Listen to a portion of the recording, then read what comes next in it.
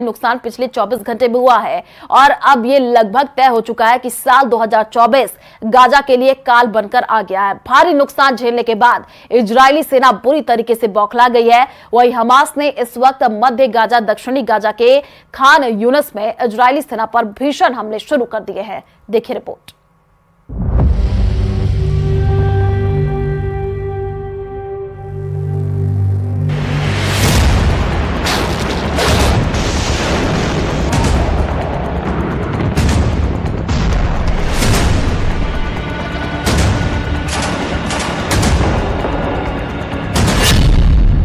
Gaza का काल साल 2024।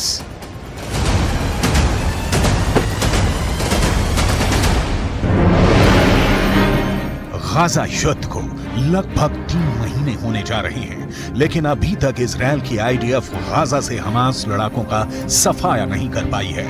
हालांकि पिछले 36 घंटों में इजरायली सेना ने हमास के लड़ाकों के साथ साथ 200 से ज्यादा फिलिस्तीनियों को मार डाला है। हैरानी की बात तो यह है कि इजरायली सेना पर पिछले 2 हफ्तों से अचानक हमास के लड़ाकों ने उत्तरी गाजा और दक्षिणी गाजा में जबरदस्त हमले शुरू कर दिए हैं। साल के आखिरी दिन 31 दिसंबर 2023 को हमास की तरफ से जारी किए गए इस वीडियो को देखिए, जिसमें हमास के लड़ाके इजरायल के टैंक बख्तरबंद लड़ाकू वाहनों पर बेहद पास से हमले कर रहे हैं।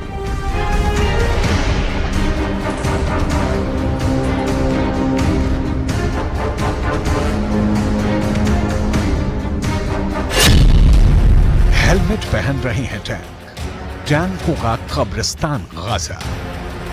हमास का टैंकों पर हमला। 31 दिसंबर 2023 को हमास की तरफ से जारी इस वीडियो को देखिए, जिसमें हमास लड़ाके बेहद करीब से इजरायली टैंक के ऊपरी हिस्से पर सीधा हमला कर रहे हैं। हमास का दावा है कि यह हमला इजरायली टैंकों पर दक्षिणी गाजा के खान यूनिस में किया गया है। हमास का दावा है कि यह हमला 30 दिसंबर 2023 को इजरायली टैंकों पर हुआ है।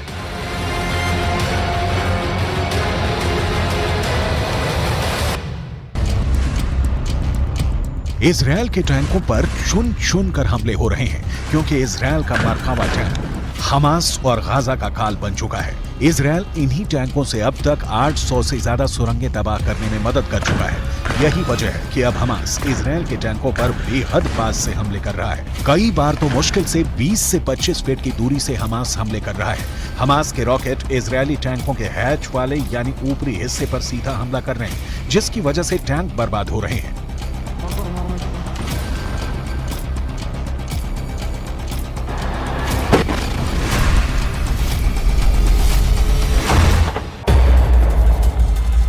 अब हमास की तरफ से जारी ये वीडियो देखिए, जिसमें हमास के लड़ाके गाजा में कब्रिस्तान बन चुके इमारतों के पीछे से इजरायली सेना पर हमला कर रहे हैं। दावा किया जा रहा है कि इस हमले में कई इजरायली सैनिकों की भी मौत हुई है।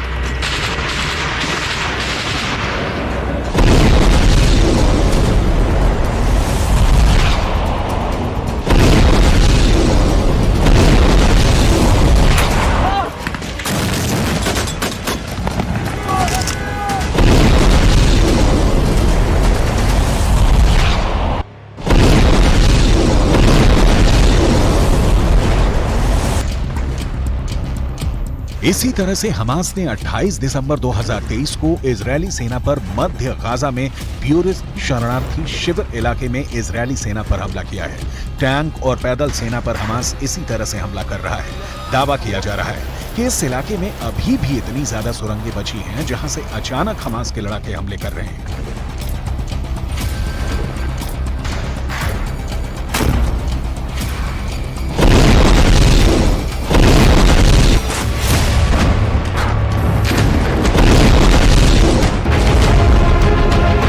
इसी तरह से हमास के लड़ाकों ने 27 दिसंबर 2023 को एक ही हमले में 12 से ज्यादा इजरायली सैनिकों को मारने का दावा किया है।